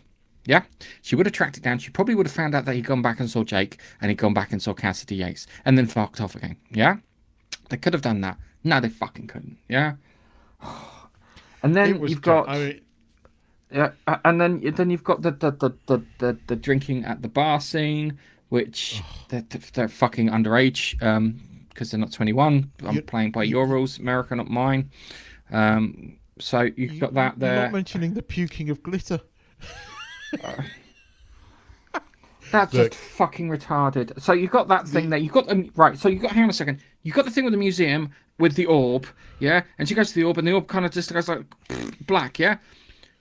It's the future, yeah. They travel billions of fucking miles like that. I know. They go travel light years and hours for fuck's sake. And it's like we can't, afford to send you to New Orleans to see the fucking exhibit. They fucking transport everyone in like Picard left, right, and bloody centre. You gave me brain cancer. The Benny, they put the typewriter in there, even though that was a personal dream that he never told anybody about. There were, and it wasn't in his logs. There were so many things. You're right to say it gives you brain cancer, and this is the last time we're covering Academy, because I wanted to get to the Deep Space Nine episode, and it was shit. I'm personally very annoyed by the writer thinking that she could play a character as good as Dax. She's awful, and her Dax was terrible. And take the words Benjamin out your mouth. You're not fit to say them. I struggle because they did the Mork and fucking Mindy thing with her. Yeah. Fucking Mork and fucking Mindy, the big giant head. Yeah, and it was a big, and it's like so right. So this is the other thing too is they've got this holographic race, and they're worried that they're going to be fucking enslaved by the Federation. Yeah. What they don't understand is the Federation can make their own fucking holograms. See Doctor. I know. Yeah, I don't get that. That doesn't make any sense. Why are you making me do this? The sixth, I'm not. You don't. The sixth episode was marginally better, but only by a short thing. And they still had the retard on the bridge, which had to be taken off the bridge because she had a panic attack. I mean, what the hell? Anyway. Best and the fucking brightest. It's supposed to be like West Point. If you know West Point is, that's where all the fucking US fucking officers go. I mean, I'm done with it. The good thing is it's been cancelled. So hang on. No. You started this. I have to fucking finish it. Yeah. In the words of John Stewart, never start a fight, but always finish it. Yeah. So we had that episode there. The annoying thing is in the hands of 1990s Star Trek writer, they could have made that really good. Yes. They could have done a really fucking good job with that because there was lots of stuff there that you could have possibly mined, but no, you didn't. You needed to do the stupid fucking drunk thing, which you needed to save for a later point. Yeah, you needed to save it. So when they were having the fucking academy off or whatever it was a couple of weeks back, that's when you do that. Yeah, because that fits with that. No, they had to do it there and then. The hologram characters they don't understand that they need to change the thing with the holograms, yeah? It's like we don't like the way that the Federation uses holograms, yeah? We disagree with it on a fundamental and principled level. That makes more sense, yeah? That seriously makes more sense. The other thing too, yeah, is that character should be able to do a really set of cool tricks, yeah? If she's comprised entirely of light, yeah, and she can flip between hard and a soft status, like kind of Rimmer in Red Dwarf, yeah, she should be able to also project herself across rooms at the speed of light. Yeah, because she's more like a luminary thing rather than a hologram like the Doctor is a hologram. Yeah, she's not a set of fields of replicated matter with a hard light projector. Okay, you could have done that. No, they can't do that because they can't fucking think outside their thing, and everyone turns this amorphous grey blob. The childlike nature of what she did, yeah, you could have done, if it had been clever, what you could be doing is every episode, you could have it so she develops a little bit more, yeah? So you could have had it, she had the childlike writing towards the end, and then she comes out and she's writing a fucking log like everyone else does at the end of it. So you saw some progression of sorts, yeah? Couldn't do that. Fucking annoying, that. Then you've got the next episode. The next episode is, we're taking the kids out for a Sunday drive, yeah, and they're going to go over to the Event Horizon. All right? It is the fucking Event Horizon. Yeah, I'll give you that. Yeah. It had the fucking... They put the circular tubes in there so you'd think of the Event know. Horizon. They had the bit I on the know. floor like the explosives of the fucking Event Horizon. Yeah, Okay. you're not wrong. So, and then it's like the hologram does something good because she starts piecing the computer back together. Fantastic. Use of her power. Make her more like Data. That's brilliant. Keep going that direction. Keep going that. Please. Keep going that fucking direction. Next thing, yeah? Holly Hunter can't fucking lead a dog. All right? Let alone a fucking starship crew. She has the no chair, gravitas. She has no thingy. She should be a teacher. She should be the equivalent of their form tutor, and they should have a proper fucking teacher. Yeah? But they can't fucking do that. I actually think the comedian lady that plays the half Klingon, half Jem'Hadar would make a better commander because she's got that more. She is a much better character and more interesting to watch. Yeah, she should be fucking Klingon firstly, outright. And Yeah, I realised that I've seen her live as well. You're not the only one. I hadn't realised until I saw her thingy, and then I saw a clip of her the other day and went, I have seen her live. Because I remember her whole I went to Nigeria thing and realised I was English, which made me laugh. No, I saw that at the at Hammersmith Apollo. Yeah. So yeah, and I've seen it. I think I've seen it somewhere else too. I can't remember where that was. Covent. I think it's Covent Garden Comedy Club. I think. Yeah. Anyway, I can't remember. My brain's scrambled with this thing. You get to the thing, yeah. The computer, yeah. Computer that can make calculations to go from one side to the galaxy to the other side of the galaxy, yeah, where it has to do like kind of perfect fucking, this, that, and the other, takes 20 minutes to read a comic page by fucking page. And it's not even a thing. They could have asked the fucking Athena to transfer the information into the computer. Yeah, they could have done that. Then you got the Paul Giamatti character. I can't remember his name is Barocca or whatever his name is, yeah? Barocca. I like Paul Giamatti. He was great. I loved watching him be a total fucking arsehole. It was the most entertaining bit of the entire episode. But you broke your one fucking rule that you set up in that episode. And the rule was, if any ship approaches within a light year, we kill them. How the fuck did he get on there without approaching? Was he already on the fucking ship? Why the fuck would you carry a convict with you, dumbasses? That didn't make any fucking sense. You owe me £360. It soon will be £500. I'll buy you a pint when I'm in England. Fuck me! No, you're going to buy me several pints. Yeah, Can't pay you several pints. I'm staying at yours. Bleach my fucking mind. We'll get Chinese on the way home.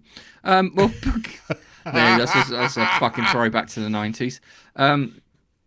It's just I don't get it. You're right. The character.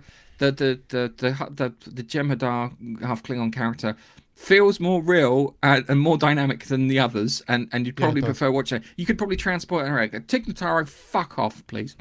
All right, I really can't stand her. She should just. Robert Picardo, why have you got no shame? Seriously, why have you got no shame? That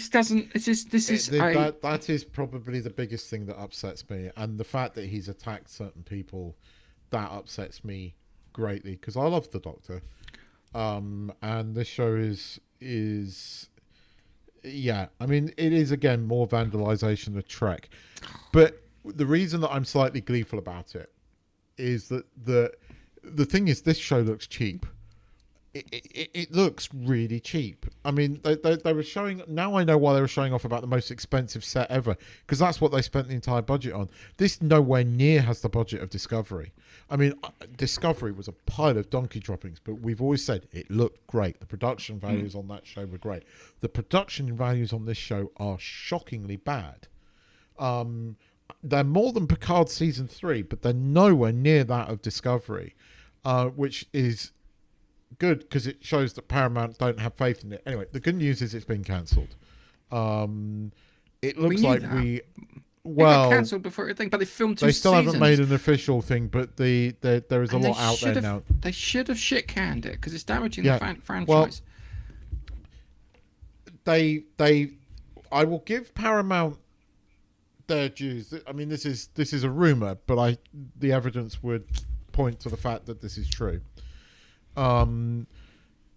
They dismantled all the sets of Strange New Worlds, but they left the Academy sets up, even though they were meant to have stopped filming. It now turns out they've now dismantled those Academy sets, and the reason they did it is that they've cancelled. According to that, they've cancelled Academy, but they wanted them to come back and do reshoots so that they could finish it off. So the people that are fans of this show, and there are a few, right, could get a satisfying ending to it.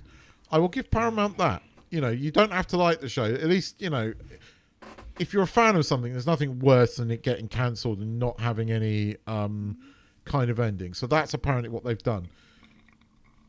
Apparently the Scott Bakula series is happening, and the movie that they're doing is a complete reset and a different crew with no Enterprise in it. It sounds like Paramount and Kurtzman is out. Like, he is done. I think he's out of Hollywood after this.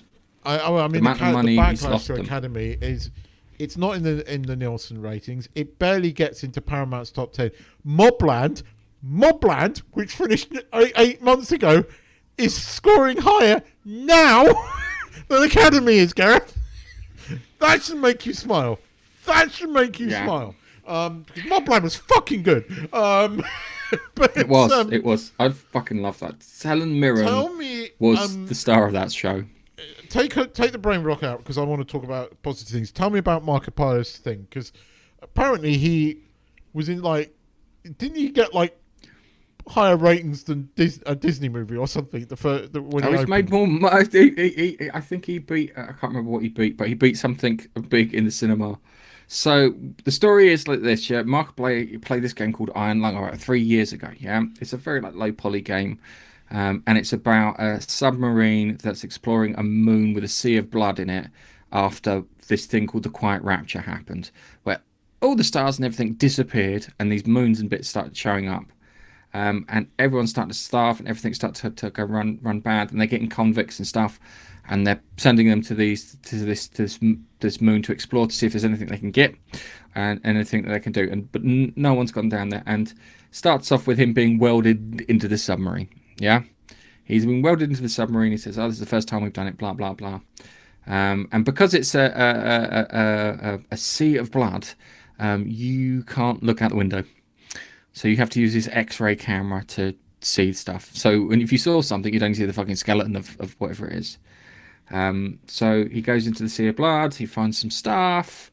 He gets out thinking he's done. They won't let him go. So he hits the fucking view thing off. Yeah, and he hits the view thing off while someone's standing next to it, and he kills them for all intents and purposes, because the thing blasts out a massive chunk of radiation. So they've killed some poor bastard, not realizing it. So it feels quite bad about that. And he does such a good job for someone who's a fucking YouTuber. Yeah, he does a good job than most paid actors. And he goes back into the sea of blood, and he starts running out of oxygen. He starts hallucinating. There's a fucking great big thick leviathan down there. Yeah, that's swimming through this sea of blood. There's a crashed survey ship that was there before. There's like some weird alien shit going on, and he starts. It's great because he starts hallucinating, and he thinks that someone is reaching out for help in another submarine, and he tries to get in there, and then all of a sudden it's like kind of, I've become hypoxic, and he does such a great job with it. And then it ends with him being chewed alive by the porking great leviathan, and he sells the whole thing. It is literally a guy in a submarine, yeah, for the entire thing, and he makes it work. And there's a joke running around about how his wife slept with the writer, director, lead actor on the film, which happened to be him. He apparently he got a world record for the most amount of fake blood in a thingy. He almost killed himself filming it. He fucked up the order because he ordered it 30 days earlier, not realizing the stuff's only good for a couple of days. So I think it was fucking solid by the time we got around to using it. And it was good. And I came out of there and I watched it, and I was like, I was very happy watching that. And the people in the cinema were very happy. I wasn't happy I had to go to fucking not my local cinema, I had to go somewhere else because they weren't showing it. And the fact that I think it was $8 million or $4 million film has made 4 times its budget. didn't get advertised, so it didn't piss away any money on advertising. It made all that money through positive word of mouth, through enthusiasm, for respect for the source material, because Markiplier got the gay fucking Klingons in skirts, that's what I'm thinking of it. They got the guy who created the game and worked with him on the story to make sure it was canonical and it read true. Now, I imagine they probably had a few disagreements here and there, but I've watched the game play and I also like playing it, but it was done really well, and I think we're going to start seeing more of these things. I don't know if they come from YouTubers or other people, or maybe YouTubers will sponsor these sort of things going forward. And I think Hollywood they've been worried about fucking AI. I think they need to worry about independent creators, because they can do it for less and they can do it better. We've been saying this for a long time, that I think Hollywood is dead in its current form. There are more actresses and actors that are waking up. What's her face? Who was the one in Section 31? No. Michelle Yeoh. So she was at a awards event somewhere in Europe this week, and a journalist tried to, get these actors to talk about things, and they asked her, what do you think about what's going on with the US political situation at the moment? She says, I'm not commenting on it because I don't understand it and I don't know anything about it, so I'm not commenting on it. Good. That's it. I knew I liked Michelle Yeoh. You were in a terrible movie, but I like you. This is the thing. They are so far up their own arse that they've forgotten to do what they used to be good at, which was making escapist films. Like we said, I want to go to the cinema and I want to enjoy it. It doesn't need to be the biggest budget in the world. It does not need to be a $500 million movie for it to be enjoying. We know that because the best movie of 2024 was a movie that literally cost less than one fucking episode of The Acolyte, and it was the best movie I've seen in a very, very fucking long time, and is still probably the best movie I've seen. I'm hoping that next month that will not be detoppled, but I'm hoping that the movie coming out next month will restore my faith. Fingers crossed. The trailers look great. But I mean, Godzilla -1 is still a fucking masterpiece of a movie. And again, that wasn't made by Hollywood. You have this YouTuber called Markiplier who genuinely put a lot of emotion, time, effort, and his own fucking money, and he produced a movie that is actually done remarkably well. And when you look at it per capita, it is done much better than most Hollywood movies have done in years. Because as you said, it got back over 4 times its budget. There are not many Hollywood movies that have done that. It's and a lot of people like it. And this is the thing. This is where Hollywood are missing out. And this is what Metalis did so well with Picard Season 3. He repaired some of the damage by going, look, guys, I'm behind this. I love Star Trek. I've made this. Check it out. And look what happened. When do Hollywood just don't learn? This is the problem. They make the same mistake. They still have actors up there. They still have people that take shit on, taking dump on the fans. Shut the fuck up and just make good films. This isn't difficult. It's not huge advice.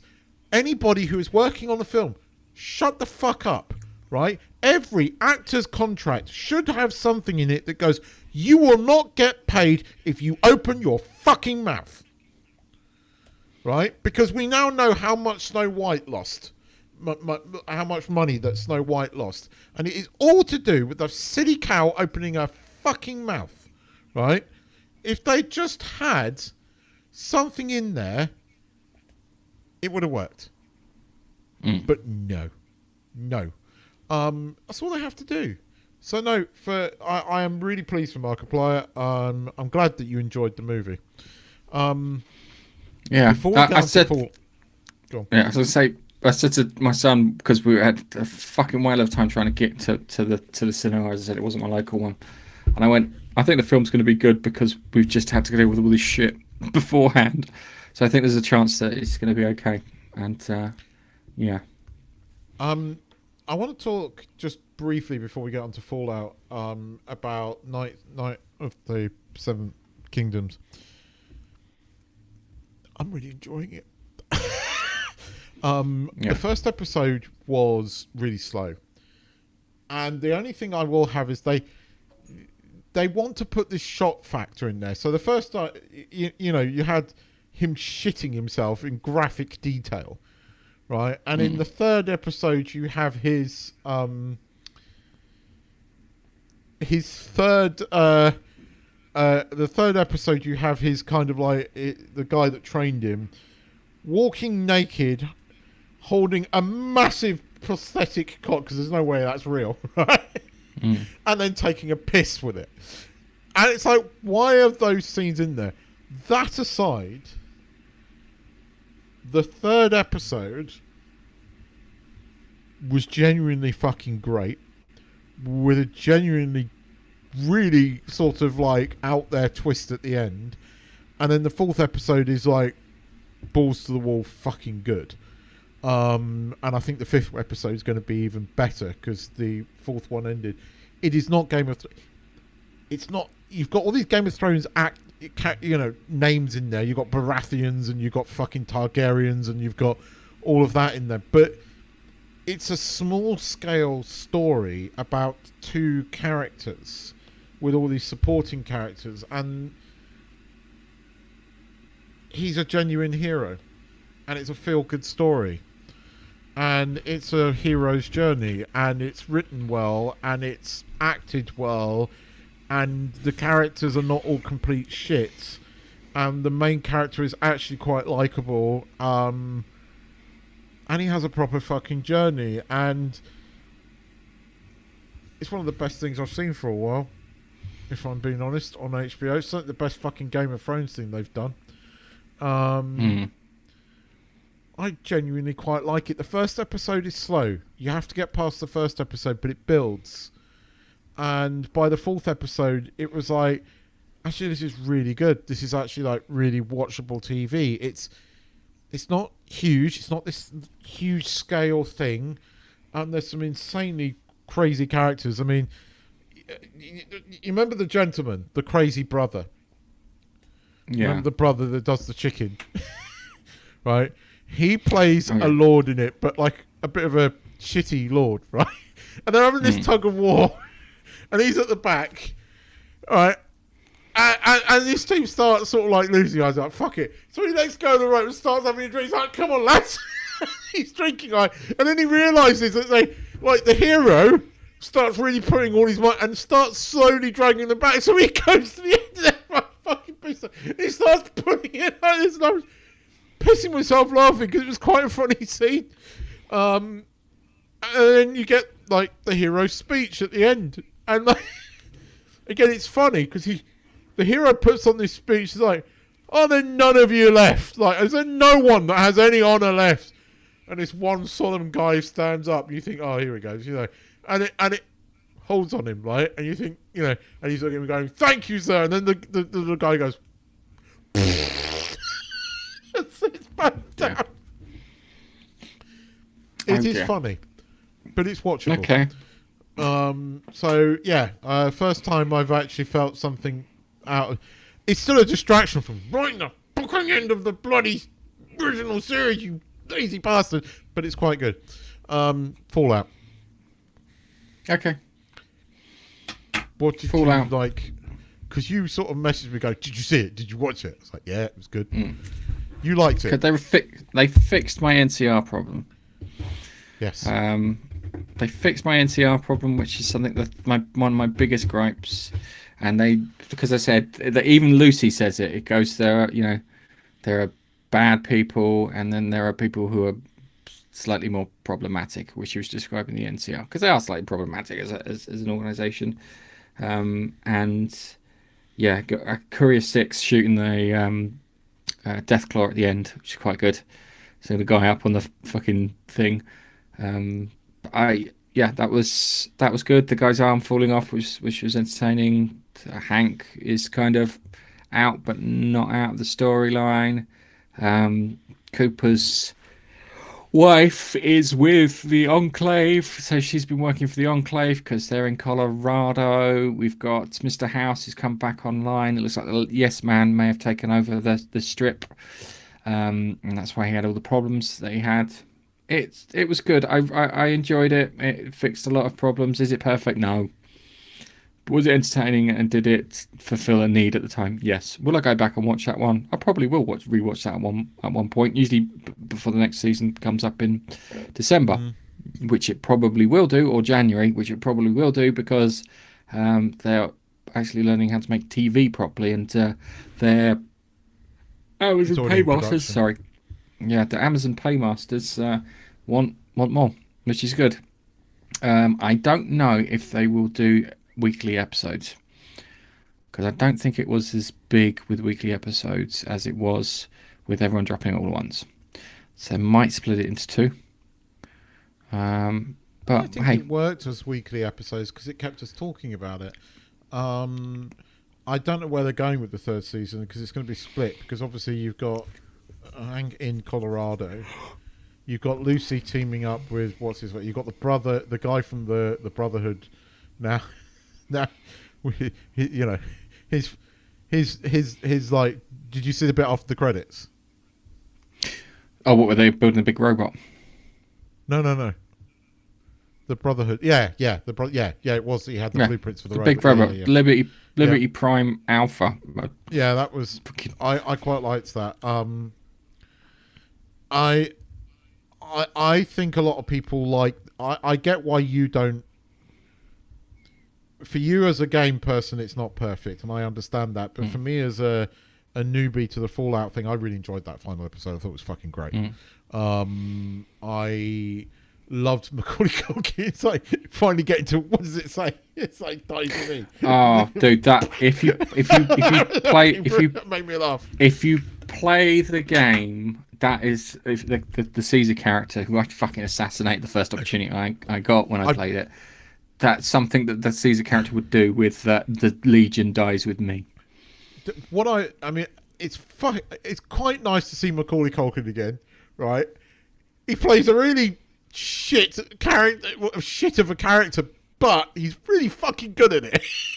And that was nice. I liked seeing that. I liked the NCR, the entry they make. You know, just as poor old what's his face is all fucked up and about to get his ass handed to him in a heroic way. You know, the NCR entered. I liked watching them march in because you said, you know, I really like that. I said, yeah, I really like that. Obviously for different reasons, but that, you know, that was nice to see them march in. Lucy and what's his face, the flashbacks with the wife and everything, and yeah, you find, you know, what is it? I mean, is that bunker number 1 or? The fucking president is obviously still alive and is obviously some sinister motherfucker. It might not be the president. It may be an AI. I think it's the president. I think he's alive. No, I think it's an AI. Played by a well-known actor. Yeah, but he'll be voicing the AI. So there was John Henry AI? Eden, which was an AI. There was another one in another game, which was another AI. Unless they have Frank fucking Horrigan or something similar from the second game, which is like a super mutant that's loyal to the Enclave, which was fucking huge. I don't think that's gonna happen, and I imagine Cooper's gonna come across the super mutants. I think Thaddeus, the guy whose arm fell off, he's gonna what do you call it? I think if they want to do it right, he'll turn into a master style character. He'll start absorbing things and technology and whatnot, and set up another bad guy going forward, which would make it a bit more interesting. Again, the one thing I'll say about this is, whilst I know you have issues with it, I think it's made with love, and I think it's made by fans, genuine fans, and that does come across. I mean, I like its quirkiness. I like its 50th, almost steampunk-esque American wholesome mixed with sheer unadulterated horror. For me, I mean, I kind of agree with Steve in the comments. it's nearly damn perfect for me. But I am not a fan of the game, so I don't know the source material. But I think it does respect the source material, if sometimes changing it. But I think it does respect it. I think they definitely are fans. The first one didn't. Yeah, the first one didn't, and looks like they've gone and fixed that issue on this one. There was the thing with the Kings, because they're like a little group of people who are like trying to be like Elvis, but Elvis is like the cool Elvis. Yeah, the one who kind of helps people, this, that, and the other. And they kind of fuck with them, which I didn't appreciate, because they're like one of the... You get a robotic dog from them, for fuck's sake, yeah? They give you a dog. Help this dog, please. This dog needs help. We can't do anything. So, yeah, it's... I'm hoping it goes there. There's still many other things that they can lean into in it, yeah? There is there's the Enclave, which are like the bad guys, which are going to be like the big bad guys, but there's also the Institute, which are like the technological bad guys, yeah? And then you've got the HP Lovecraftian stuff that's in there. They were always hinting that people were contacting these otherworldly beings who caused the end of the world. Yeah, and that would be quite interesting if they actually go towards that end, and they just like hint at like beyond, kind of even beyond otherworld or beyond other dimensions sort of thing, which would be good. And it's weird because I tried to explain it to people that what you're seeing with the three characters, you got Lucy, Cooper, and Maximus, is you're seeing the different play types in the game. Yeah, you're seeing the play type of the person who wants to go out and be the goody two shoes, which is Lucy. You got the person who wants to go and be a badass and shoot as many people and fuck over and be an arsehole as much as possible, which is Cooper. And then you got the one, which is the one I usually want at picking, is the one that sides with the people who you believe can make the most amount of difference, which is Maximus, who was siding with the Brother Seal, but now the NCR there. He'll be an NCR person, guaranteed. Given the fact that he's done this, that, and the other. He'll be an NCR person, so it works. I like it. It's some people I've watched people complain about it, and I'll be honest with you, their complaints are if they were expecting like a 1-to-1 remake, it wasn't gonna fucking happen. But they did take the lore and they did get the place and that, and they've got a more useful kind of outlet, and there's Hank's plan, whatever Hank's attending now in the game, and this is the thing with her brother, yeah. In the game, there's this FEV stuff, yeah, and they use it to make super mutants, which is the green guy in the thing, and they usually pick a vault and then expose the people in there to that, and I think that's what Vault 32 is, yeah. So when they talk about Phase 2, that's what that thing was. So they're going to release FEV and kill everyone off in the vault, including the Canadian woman, I think, because she didn't realise what she's done. So they'll turn them into super mutants, and then the other thing is they've got variations on that which they can put into the wild, which will kill off anyone that they don't deem is right. But they'll do it with a smile, and they'll do it talking about Americana, and they'll do it talking about baseball, and it would have been good if they could have done it with Malcolm McDowell and have him do it, because he's the guy who plays John Henry Eden in the third game. But there's lots of other people in there. There's the people from the oil rig in Fallout 2, which appear in New Vegas, and yeah, and then there's the aliens thing, because there's aliens try to invade too, which didn't quite work out. Giddy Up Buttercup, if they start seeing Giddy Up Buttercup stuff all of a sudden appearing, they might go down that route, even if it's just like a comic detour. But yeah, it's fine. It's not we've perfect. Had an alien in it, but it was an alien in the fridge, which I just loved the throwaway reference. That was the great. fridge works. Yeah, this could from far as I know, it's a bloody mutant and stuff. They see like giant fucking cockroaches and whatnot, and weird fish people. I appreciated that. I thought that was funny. No, I enjoyed it. I liked the season final. We'll talk about Hijack maybe next week and a few other bits. Haven't he got round to not next week? Oh, you I'm away? not here next week. Me away. Where are you? Disneyland. Yeah. Coming back. I'll be coming back from there, so I'll probably be tired, and I'll have been in the car with Nigel. Okay, so I'll see you in 3 weeks when you've drunk yourself sober. Okay. So, no, I'm joking. I like to take the piss out of Nigel. He's more excited than we are. That's what I find funny. He is so fucking excited. He's giving me enthusiasm. He's that enthusiastic. But yeah, going. Yeah, so Nigel. I won't be away for that. Yeah, excited Nigel. So yeah, France next week. Ireland I week want after. to pay to see. No, I've got video. Have I not shown you the videos of really happy Nigel? I've seen it once or twice. Yeah, and I've seen it once or twice. Which is great, and it's great to hang around when he's like that. Anyway, I think we need to put this bastard up. We're almost hit 2 hours here. That makes up for all the fun. Yes. So we won't be back next week then. We'll be back the week after. Will we? Yeah, we should be. It's you. It's the week. Next week I'm not there, but the week after I think is you. I don't think I'm here. We'll be back at some point. I will find a substitute if that's the case. Yes.